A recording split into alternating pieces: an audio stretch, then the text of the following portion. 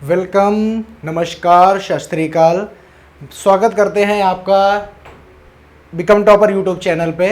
और जैसा कि सबको ये विगत है, जितने जितने बच्चे देख रहे हैं सब जानते हैं कि अब तो 2 क्लासें आ रही हैं जो कि बहुत ज़्यादा डिमांड आई थी, तो हमने एक क्लास समाकलन की भी बनाई है। और आज जो है सदिश विश्लेषण वेक्टर की आज दूसरी क्लास है।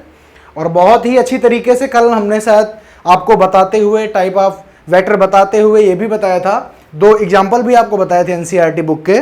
आज हम क्या करेंगे, आज हम आगे एग्जाम्पल करके प्रश्नावली करेंगे और उसके बाद में आगे बहुत सारी चीज़ें बताएंगे। दिक कोसाइन आपको बताएंगे, एडिशन ऑफ वेक्टर बताएंगे, वेक्टर का जोड़ना बताएंगे, उनके गुण बताएंगे, गुणधर्म सारे बताएंगे। पढ़ाई इंटरेस्टिंग वीडियो, बड़ा ही मन लगा के सब काम से फुर्सत होकर बैठ जाइए। और मैं ऐसी आशा करता हूँ कि आप सब अपने घर में बहुत अच्छे होंगे, स्वस्थ होंगे, मस्त होंगे और पढ़ाई कर रहे होंगे और ये वीडियो देख रहे होंगे। चलिए बिना कुछ कहे आगे चलते हैं, ठीक है। तो अगर बात करें तो ये है एनसीईआरटी बुक का तीसरा क्वेश्चन। क्या है? उदाहरण नंबर एग्जाम्पल नंबर 3 है एनसीईआरटी बुक का।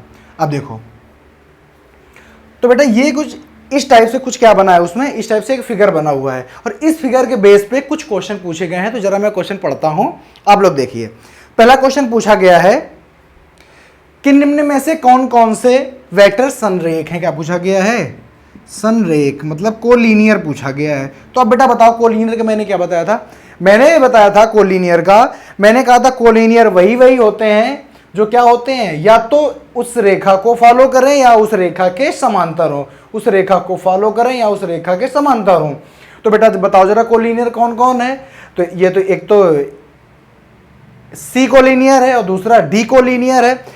ये मैटर नहीं करता है कि इसकी जो दिशा है वो इधर की तरफ, ये मैटर नहीं करता है। मैटर ये करता है कि या तो एक ही दिशा को, एक ही वर्क लाइन को फॉलो, एक ही फंक्शन लाइन को, एक्शन लाइन को फॉलो कर रहे हो, और या तो उसी एक्शन लाइन के क्या हो, समांतर हो, पैरेलल हो।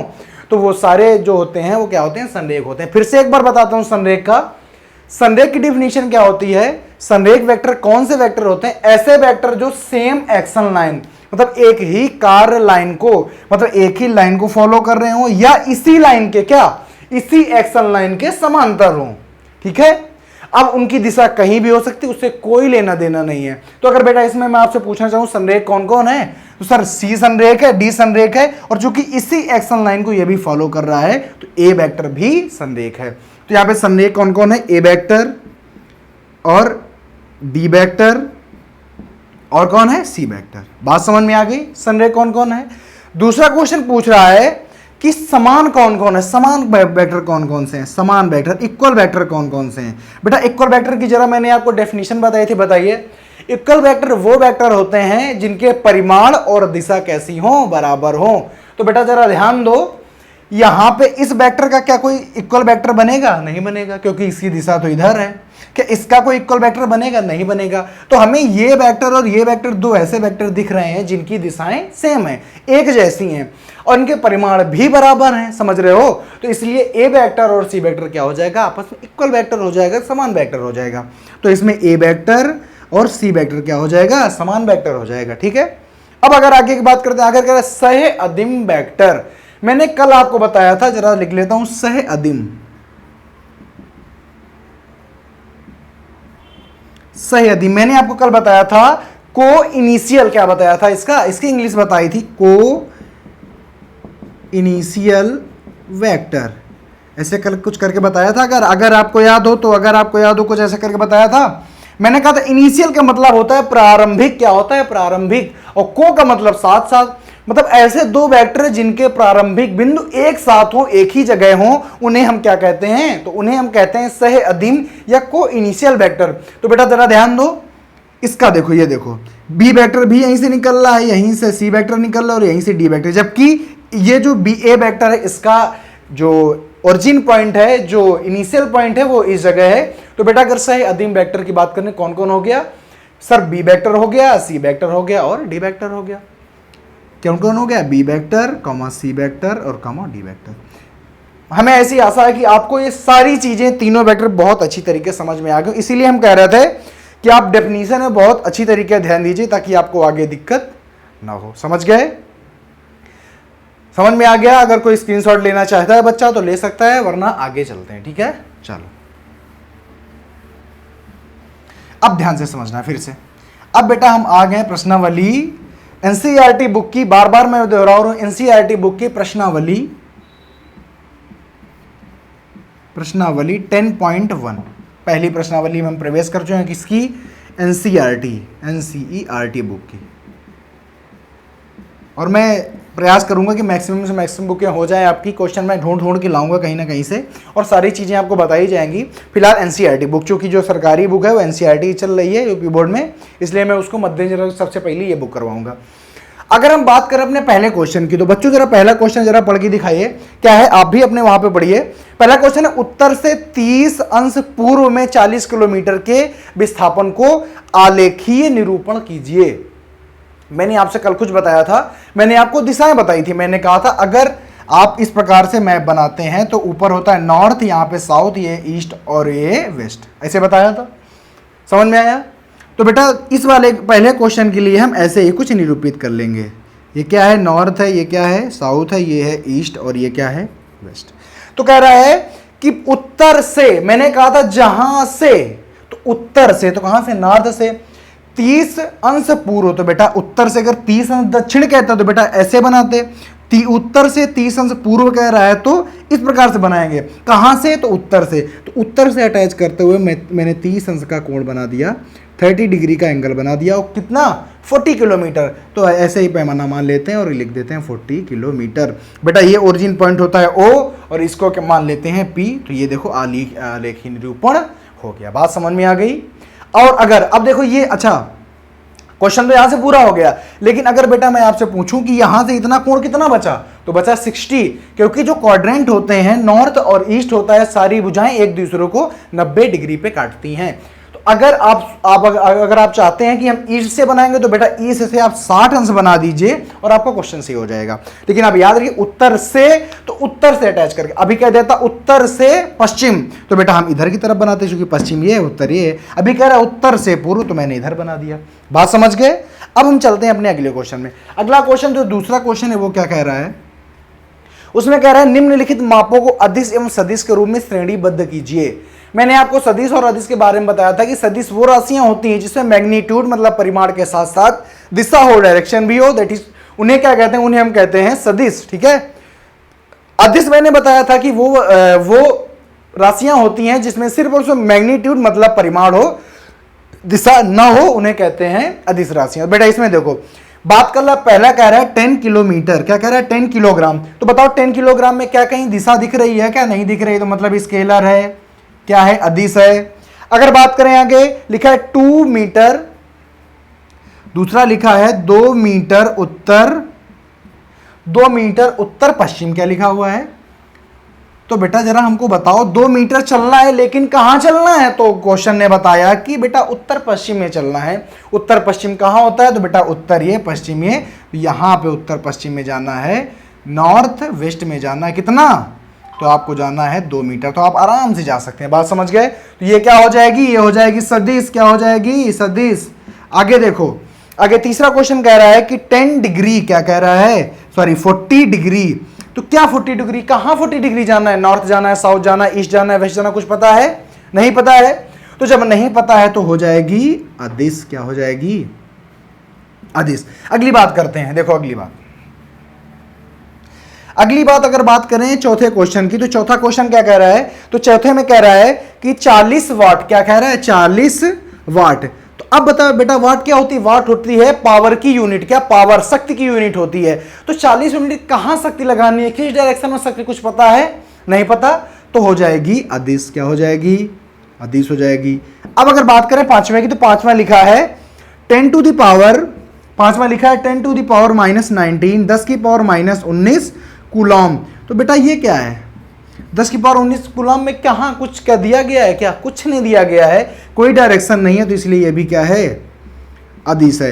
बात करें अपने छठवें की, छठवें में क्या दिया गया है, दिया गया है 20 मीटर पर सेकंड, क्या दिया गया है, 20 मीटर पर सेकंड स्क्वायर। अच्छा ये क्या है बेटा, ये है त्वरण, क्या है, त्वरण है। तो देखो त्वरण अगर पॉजिटिव होता है तो, त्वरण अगर पॉजिटिव होता है तो वो ऊपर की तरफ लगता है, और अगर त्वरण अगर निगेटिव होता है तो नीचे की तरफ लगता है। तो त्वरण क्या होता है आप जानते हैं, जो त्वरण है, एक्सीलरेशन है, वो सदिश राशि है। कैसी राशि है? सदिश। इसीलिए हमेशा इसको लिखा जाता है ए वेक्टर। क्या लिखा जाता है? ए वेक्टर लिखा जाता है। अब अगर हम आगे की बात करें, आगे की अगर हम बात करें तो मेरे 2 क्वेश्चन पूरे हो गए। अब हम करते हैं तीसरा क्वेश्चन। बात समझ गए? स्क्रीनशॉट कर लिया होगा, नोट कर लीजिए, और मैं आगे करता हूं। देखो आगे बहुत जल्दी स्क्रीनशॉट करना है आपको, ठीक है? अब देखो आगे के क्वेश्चन। अगर आगे की बात की जाए, अगर मैं बात करूं तीसरे क्वेश्चन की, किसकी बात करते हैं? तीसरे क्वेश्चन की। तीसरा क्वेश्चन आप अपने मन से करिए, मैं आपके लिए छोड़ता हूं। इसमें क्या लिखा है? समय, कालांश है, दूरी है, बल है, वेग है और कार्य है। सदिश है, अदिश है, क्या है आप खुद जानते हैं, इतने समझदार हैं, इतना पढ़ा दिया है। तो तीसरा क्वेश्चन आपके लिए छोड़ा जाता है। अब बात करते हैं चौथे क्वेश्चन की। चौथा क्वेश्चन, चौथे में देखो, चौथे में कह रहा है कि एक आकृति बनी है। तो क्या आकृति बनी है? तीसरा आप कर लेंगे, जिसको जिसको नहीं आता है वो कमेंट करे, उसको ही बताया जाएगा, क्योंकि उसमें कोई दम नहीं है, तो उसमें समय खराब करने का कोई फायदा भी नहीं है। तो एक देखो बनाया गया है, एक चित्र बनाया गया है, ए वेक्टर,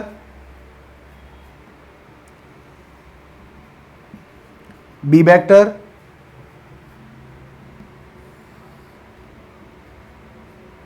सी वेक्टर और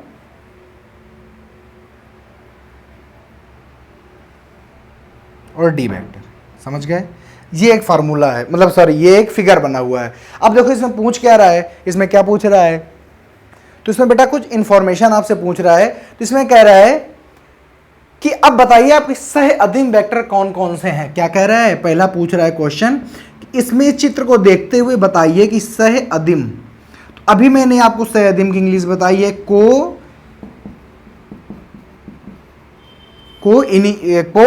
इनिशिएटिव। तो देखो अगर हम बात करें कि सह अदिम, इसका मतलब क्या होता है? प्रारंभ। इसका मतलब क्या होता है? साथ साथ। मतलब ऐसे 2 वेक्टर जो साथ साथ में उत्पन्न हुए, मतलब जिनका ओरिजिन पॉइंट एक ही जैसा होता है। इसमें बताओ, ये है बेटा इसका हेड और ये है इसका टेल। तो ओरिजिन पॉइंट इसका तो ये है, ये इसका ओरिजिन पॉइंट है। बेटा इसका ओरिजिन पॉइंट क्या है? तो इसका ओरिजिन पॉइंट ये है। इसका ओरिजिन पॉइंट क्या है? इसका ओरिजिन पॉइंट ये है। लेकिन इसका ओरिजिन पॉइंट ए वेक्टर का ये है और इसका भी यही है।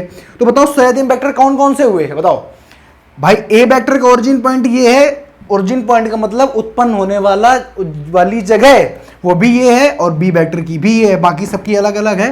तो अगर बात करें सह अदिम कौन कौन से हुए, तो सह अदिम ए वेक्टर और बी वेक्टर हुए। तो सह अदिम हो गए ए वेक्टर कॉमा बी वेक्टर। दूसरा क्वेश्चन क्या पूछ रहा है? दूसरा क्वेश्चन कह रहा है कि आकृति को देखते हुए बताइए कि समान वेक्टर कौन कौन से हैं। कौन कौन से समान वेक्टर कौन कौन से हैं? तो मैंने कहा बिल्कुल बताया जाएगा। इक्वल वेक्टर बताना है। क्या बताना है? Equal vector. क्या बताना है? Equal vector. तो बताओ इक्वल कौन कौन से हैं? तो मैंने आपको इक्वल बताते समय उसकी डेफिनेशन में बताया था कि ऐसे 2 वेक्टर जिनकी दिशाएं और परिमाण कैसे हों, बराबर हों। तो यहां पे परिमाणों के बारे में तो कुछ कहा नहीं गया है, कुछ नहीं कहा गया है। तो यहां पे सिर्फ और सिर्फ आप इतना देखोगे कि किनकी, मतलब कौन से ऐसे 2 साइड हैं जिनकी दिशाएं एक जैसी हैं। तो आपने देखा कि जो ए बी है इसकी दिशा इधर की तरफ है और इसकी दिशा इधर की तरफ। क्या दोनों बराबर हैं? नहीं, दोनों अपोजिट वेक्टर हैं। ठीक है। बात करेंगे बी वेक्टर और डी वेक्टर की, तो इसकी भी दिशा इधर है, इसकी भी दिशा अलग है। तो मैग्नीट्यूड के बारे में कुछ कहा नहीं गया है, परिमाण के बारे में कुछ कहा नहीं गया है। तो सिर्फ और सिर्फ इसमें इतना देखना है, क्या देखना है कि इनकी साइड एक जैसी होनी चाहिए, मतलब एक साइड होनी चाहिए। तो बी वेक्टर और डी वेक्टर आपस में कैसे हो जाएंगे? समान वेक्टर हो जाएंगे। तो बात करें तो कौन कौन से हो जाएंगे? बी वेक्टर और कामा डी वेक्टर। ठीक है। अब अगला क्वेश्चन, तीसरा क्वेश्चन समझो क्या पूछ रहा है। तीसरा क्वेश्चन कह रहा है कि संरेख परंतु असमान। संरेख परंतु असमान, तीसरा यहां पे लिखते हैं। कह रहा है कि संरेख तो हो, क्या संरेख हो, परंतु क्या होने चाहिए? असमान होने चाहिए। मतलब एक जैसे नो, समान नो। अच्छा बताओ, अच्छा एक ध्यान दो, संरेख अभी मैंने क्या बताया था कि ऐसे 2 या 2 से अधिक वेक्टर जिनकी कार्य लाइन, एक्शन लाइन कैसी हो, एक जैसी हो या उसी एक्शन लाइन के पैरेलल हो। ठीक है। दिशा से कोई लेना देना नहीं है, वो संरेख होते हैं। कह रहा परंतु असमान। तो बताओ बेटा, अभी समान वेक्टर में मैंने कहा है कि दिशाएं एक ही तरफ होनी चाहिए, एक ही तरफ होनी चाहिए। अब देखो इसे अब देखो, ये दोनों एक दूसरे के पैरेलल हैं, तो ये भी बेटा क्या हो जाती है, संरेख हो जाती है। लेकिन उसने कह दिया परंतु असमान, तो ये संरेख होंगे और समान भी होंगे क्योंकि इनकी दिशाएं एक ही तरफ हैं। समझ गए? अब देखो ये वाला, देखो ये एक दूसरे के समांतर तो हैं, पैरेलल तो हैं, लेकिन इनकी दिशाएं कहाँ हैं, एक की इधर है तो दूसरे की इधर है, तो ये असमान है, अपोजिट वेक्टर हैं और ऊपर से संरेख हैं। तो अगर बात करें संरेख परंतु असमान तो कर देंगे ए वेक्टर और सी वेक्टर। ठीक है?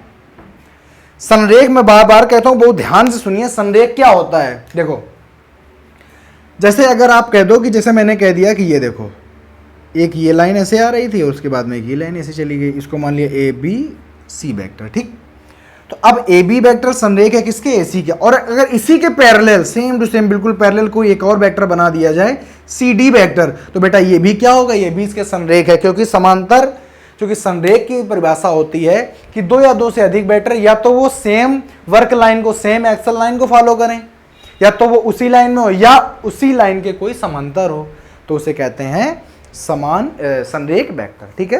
अब देखो आगे, तो हम ऐसी आशा करते हैं कि ये भी आपको समझ में आ गया होगा।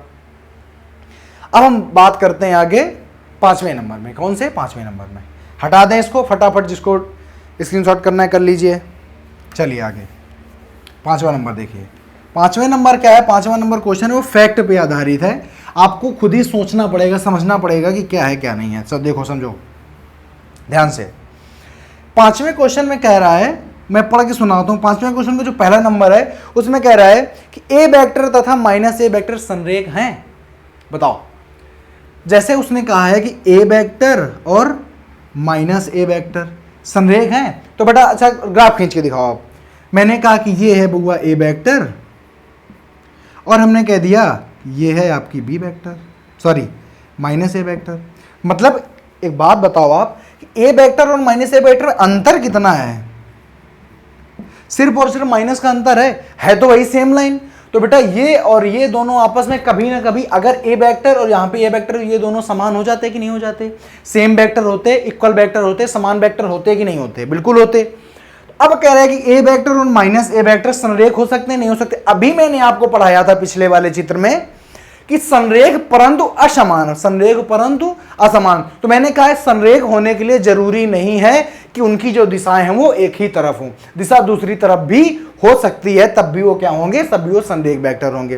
तो अगर बात करें ए वेक्टर बी वेक्टर की, तो ये एक दूसरे के समांतर तो हैं ही, एक दूसरे से के बराबर तो हैं ही, बस चिन्ह उल्टा है। तो बिल्कुल हाँ, ए वेक्टर और बी वेक्टर संरेख हो सकते हैं। तो पहला क्वेश्चन जो है वो अपना सही हो जाएगा।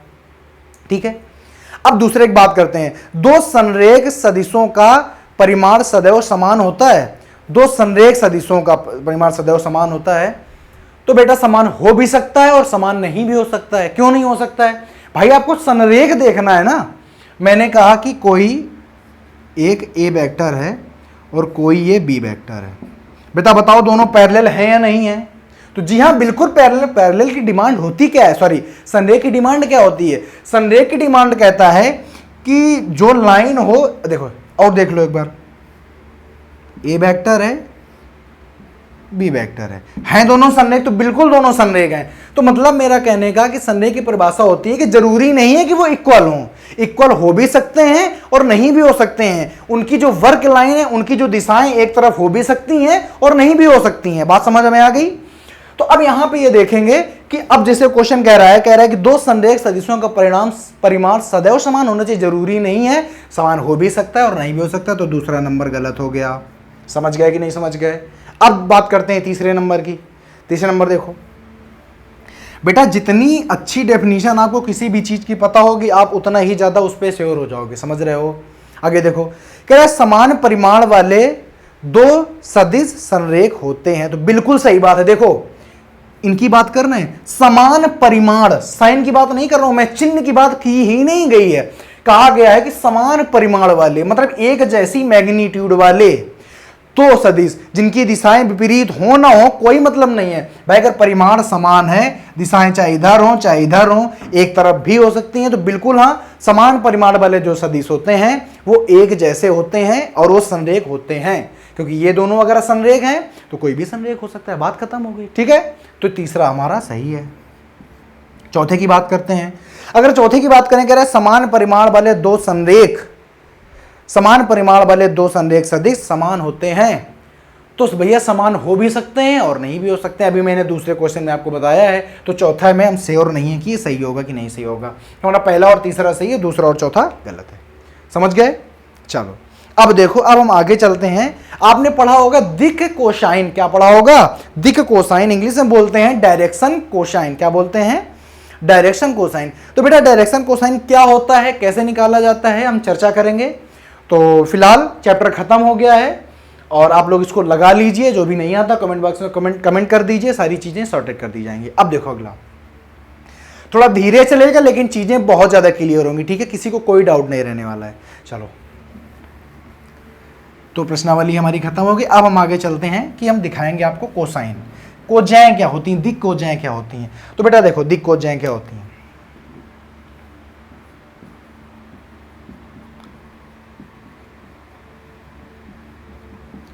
दिक् कोजाएं, ठीक है?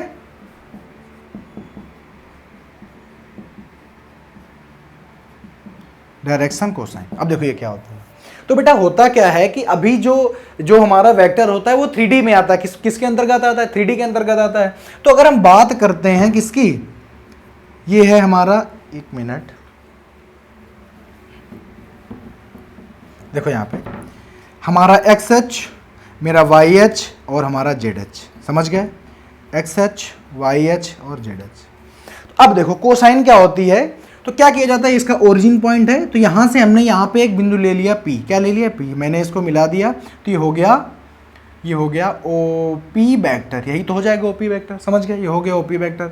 और बेटा जो OP वेक्टर है इसकी वैल्यू कितनी है? तो OP वेक्टर का जो मैग्नीट्यूड है वो है A1 I cap plus B plus A2 J cap और प्लस A3 K कैप। बात समझ में आ गया? बात समझ में आ गई कि नहीं आ गई?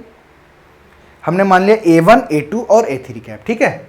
अब आप कहेंगे कि I कैप और J कैप, K कैप क्या है? तो ये बेटा एकांक सदिश हैं। x अक्ष की दिशा में, OX की दिशा में होता है I कैप, OY की दिशा में होता है J कैप और OZ की दिशा में होता है K कैप। बेटा जब अभी आगे आएंगे तो इनको विस्तार से पढ़ाया जाएगा। फिलहाल आप जानते होंगे, नहीं जानते हैं तो आप जान जाइए कि OX मतलब x अक्ष में I कैप एकांक सदिश है, OY अक्ष में J कैप एकांक सदिश है और OZ अक्ष में K कैप एकांक सदिश है। मतलब इनका अगर आपस में गुणा करा दिया जाए तो एक आ जाता है। क्या आ जाता है? एक आ जाता है, ठीक है? अब देखो ये चीज तुमको पता है कि हमने इसका मैग्नीट्यूड लिख दिया। क्या लिख दिया? मैग्नीट्यूड लिख दिया है A2, ठीक। अब देखो समझना, मैंने कहा कि ये जो अपनी रेखा है ना, क्या है? ये जो अपनी लाइन है ये x अक्ष के साथ में अल्फा कोण बनाती है, y अक्ष के साथ में बीटा कोण बनाती है और z अक्ष के साथ में गामा कोण बनाती है। बनाती है कि नहीं बनाती है? बिल्कुल सर बनाती है। तो अगर बेटा हम यहां से अगर निकालना चाहें, अब देखो आपको मैंने मॉड निकालना बताया था या नहीं बताया, तो यहां पे सीखिए। अगर हमें निकालना OP वेक्टर का मॉड, क्या निकालना हो? OP वेक्टर का मॉड। तो बेटा जब किसी का मॉड निकालते हैं तो लिखते हैं अंडर रूट उसके गुणांकों का स्क्वायर और प्लस में A1 का स्क्वायर, इस I का गुणांक क्या है? A1 प्लस J का गुणांक क्या है? A2 का होल स्क्वायर प्लस इसका गुणांक क्या है? A3 का होल स्क्वायर। जैसे एग्जांपल यहां पे देखो, जैसे अगर मैं कह दूं कि बेटा 3I cap plus 4J cap और प्लस 7K कैप का हमें मॉड्यूलस निकाल के दिखाइए, तो आप क्या करोगे? आप लिखोगे, मैंने कह दिया कि ये है A vector is equal to है, ठीक है? तो आपने कहा A वेक्टर का मॉड्यूलस निकालने के लिए आप करते हो अंडर रूट सारे सबके इसके I के गुणांक का स्क्वायर, J के गुणांक का स्क्वायर और K के गुणांक का स्क्वायर। तो आपने लिखा 3 का स्क्वायर 9 प्लस 4 के स्क्वायर 16 प्लस 49। तो आप आगे निकाल लोगे। समझ गए? तो गुणांक कैसे निकालते हैं। तो कोजा निकालने के लिए हमें क्या चाहिए? हमें मॉड्यूलस चाहिए। उसका हमें क्या चाहिए? मॉड्यूलस चाहिए। समझ में आ गई ये चीज? मॉड्यूलस कैसे निकालते हैं? तो अब देखो यहां से, तो हमने इसका निकाल लिया मॉड्यूलस, ठीक है? तो मॉड्यूलस हमारा ये आ गया। अब हमें कोसाइन निकालने के लिए अगर हमें निकालना है, क्या निकालना है? अगर हमें निकालना है कोसाइन होता है कॉस, अगर हमें निकालना है कॉस अल्फा मतलब एक्स के साथ में, तो बेटा एक्स के साथ में होता है आई कैप, तो होता है एक्स के साथ में अगर हमें कोसाइन मतलब अगर कॉस अल्फा निकालना है तो हो जाएगा एक्स के साथ वाला गुणांक मतलब A1 अपॉन क्या हो जाएगा? तो होता है A1 अपॉन वही OP का मॉड्यूलस, क्या हो जाएगा? A1 square plus A2 square plus A3 square. समझ गए? कॉस अल्फा आ गया, कॉस अल्फा आ गया कि नहीं आ गया? अब अगर बात करें हम कॉस बीटा की, किसकी बात करें? बात करें अगर हम कॉस बीटा की, तो अब बेटा बीटा क्या है? तो कॉस किसके साथ में, मतलब बीटा जो एंगल था वो किसके साथ में बना था? तो वो बेटा बना था वाई एच के साथ में। तो यहां पे जे का गुणांक आएगा, तो हमने लिखा जे का गुणांक मतलब A2 अपॉन अंडर रूट में ओपी का क्या? Modulus A1 square plus A2 square और प्लस A3 स्क्वायर। समझ गए? अब अगर हम बात करें जेड के सार में कोसाइन, तो cos gamma is equal to, अब कॉस चूंकि गामा है, गामा क्या था? तो उस लाइन का, उस स्थिति सदित का जेड अक्ष के साथ में क्या था? जेड अक्ष के साथ में कोण गामा था, तो इसलिए अब जेड अक्ष का गुणांक तो हो जाएगा A3 upon under root A1 square plus A2 square और प्लस A3 स्क्वायर। बात समझ में आ गई? तो ये बेटा होते हैं दिक कोसाइन। क्या होते हैं? दिक कोसाइन। अगर आपसे पूछा जाए कि यक्ष अक्ष के साथ में दिक कोसाइन या दिक कोजा बताइए, आप क्या लगाएंगे? कॉस अल्फा लगाएंगे। अगर आपसे पूछ लिया गया कि वाई अक्ष के साथ में आप दिक कोसाइन बताइए, आप लगाएंगे कॉस बीटा। अगर आपसे पूछ लिया गया कि जेड अक्ष के साथ में दिक कोसाइन लगे, दिक कोजा लगे, तो आप लगाएंगे कॉस गामा। अब देखो एक छोटा सा संबंध होता है बेटा, कॉस अल्फा, कॉस बीटा और कॉस गामा में क्या होता है? तो संबंध होता है, रिलेशन होता है, इसको आप याद रखना। रिलेशन क्या होता है? शायद आपको दिख रहा होगा यहां तक। तो होता है कि cos square alpha plus cos square beta plus cos square gamma is equal to 0। क्या होता है? Is equal to 0, sorry is equal to 0 नहीं होता है, इज इक्वल टू 1। क्या होता है? 1। मतलब अगर मैं एक्स अक्ष के साथ में दिक कोजा निकाल लूं, वाई अक्ष के साथ में दिक कोजा निकाल लूं, जेड अक्ष के साथ में दिक कोजा निकाल लूं, अगर तीनों का स्क्वायर करके जोड़ दूंगा तो 1 आ जाएगा। हमेशा याद रखना, अगर कभी भी ऐसी कोई दशा आ जाए कि जिसमें आपको दिक कोजा निकाल के उनका वर्ग जोड़ने के लिए बोले, तो बिना आप सवाल का आंसर करें एक आंसर दे सकते हैं, लेकिन आप इंटरमीडिएट में तो आपको सवाल करना पड़ेगा। ठीक है? क्योंकि कंपटीशन में सीधे सीधे आंसर चलता है, जो मल्टीपल चॉइस क्वेश्चन आते हैं, और जब आप भी आ जाएंगे कंपटीशन में तो आपको समझना नहीं पड़ेगा और आप आराम से यहीं से क्वेश्चन कर लेंगे। ठीक है? तो बात हो गई दिक कोजा की। ठीक, तो अब अगर हम एक ले लें कोई, मान लो अभी तक ये सब नोट हो गया। ये देखो, ये था कॉस बीटा और ये था कॉस गामा। फटाफट स्क्रीनशॉट जिसको करना हो कर सकता है। चलो अब एक इसका एग्जांपल ले लेते हैं। ठीक है? एग्जांपल ले लेते हैं बहुत जल्दी। हमने लिया, हमने कहा कि A vector is equal to 3i cap plus 4j cap plus 8k cap, ऐसा हमने ले लिया। और हमने कहा कि एक ए जो है ना वो उसका एक्स अक्ष के साथ में दिक कोसाइन निकाल के देखो। क्या करोगे? तुरंत लगाओ सूत्र। एक्स अक्ष के साथ में क्या होता है? Cos alpha. तो cos alpha is equal to इसका किसका? एक्स अक्ष का गुणांक। तो 3 बटे क्या निकालोगे? ए का मॉड्यूलस। ए का मॉड्यूलस कैसे निकालोगे? 3 का स्क्वायर 9 प्लस 4 का स्क्वायर 16 प्लस का स्क्वायर 64। बाकी आप समझदार हो, आगे आप कर ही लोगे। समझ गए? 3 बटे जो भी आंसर आएगा डिवाइड करके कॉस आ जाएगा। समझ गए? तो इसी के साथ में अभी हम यहां पर समाप्त करते हैं। कल हम आपको बताएंगे addition of vector, subtraction of vector, और उस वेक्टर के योग के क्या गुणधर्म होते हैं, क्या प्रॉपर्टी होती है, सारी चीजें बता के हम आपको आगे ले जाएंगे। हम ऐसी आशा करते हैं कि आपको चैप्टर बहुत अच्छी तरीके समझ में आया होगा। जो भी हमने पढ़ा है आप काफी पसंद करते होंगे। ठीक है? तो स्वस्थ रहिए, मस्त रहिए, पढ़ते रहिए, पढ़ने में कोई और प्रॉपर नोट्स बनाइए, क्योंकि जब आप एग्जाम टाइम आएगा तो आप वीडियो पूरे नहीं देख पाएंगे। ठीक है? चलिए तब तक के लिए नमस्कार, जय हिंद।